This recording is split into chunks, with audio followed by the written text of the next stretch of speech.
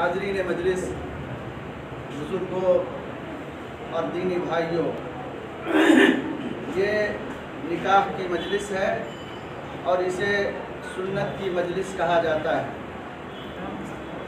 اللہ کے نبی صلی اللہ علیہ وسلم جو ہم سب کے لیے آئیڈیل ہیں، ہم سب کے لیے نمونہ ہیں، آپ کی زندگی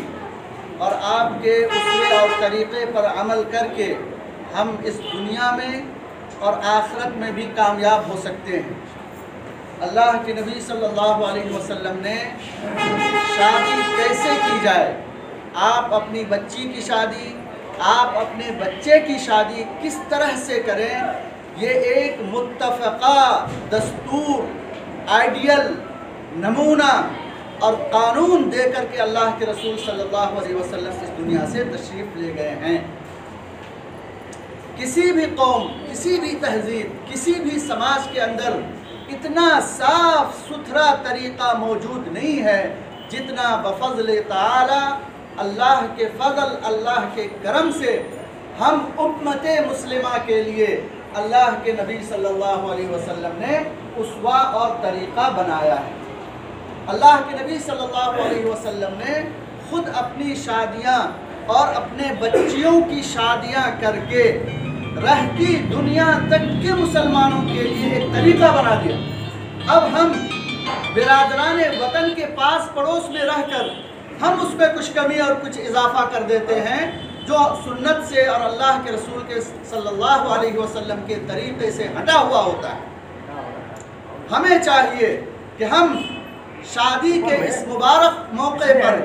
علماء کرام سے پوچھیں کہ کیا چیز درست ہے، کیا چیز نادرست ہے، کون سا اللہ کے رسول صلی اللہ علیہ وسلم نے ہمیں طریقہ بتایا ہے۔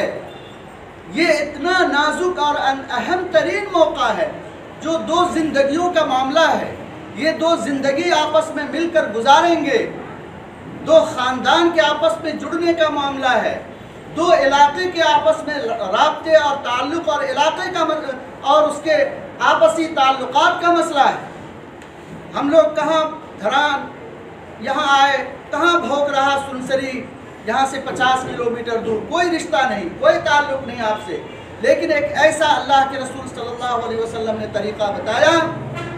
کہ لڑکی دیکھو، لڑکے کو پسند کرو، لڑکی کے انتخاب میں اور لڑکے کے انتخاب میں اللہ کے نبی صلی اللہ علیہ وسلم نے اس موقع پر بھی آپ نے رہنمائی، شادی کس طرح سے کی جائے اس پہ بھی رہنمائی فرمائی۔ اور اللہ کے نبی صلی اللہ علیہ وسلم نے فرمایا کہ سب سے بابرکت شادی وہ ہے